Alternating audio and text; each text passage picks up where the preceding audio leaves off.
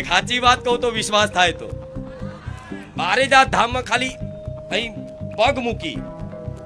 અને એક વખત અહીં રામનું નામ લેશે ને જે ભાવિક ભક્ત એને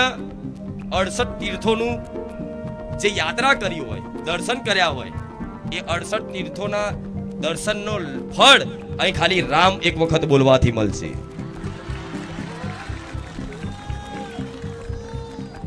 ગંગા, યમુના, કાવેરી, ગોદાવરી, સરસ્વતી, સરયુજી, પ્રયાગરાજ જે સ્નાન કરવા જાય છે, એક વખત બારેજા ધામમાં ખાલી રામ બોલવાથી એ તમામ પવિત્ર નદીઓમાં સ્નાન કર્યા બરાબર ફળ મળશે. વિશ્વાસ રાખજો.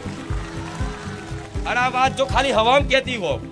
કોઈને એવું લાગતું હોય તો ખાલી ખાલી બોલતા હશે કે આવી મહિમા હશે, તો મારા રામની સાક્ષી એ કહું છું આ વાત જો જૂઠી હોય તો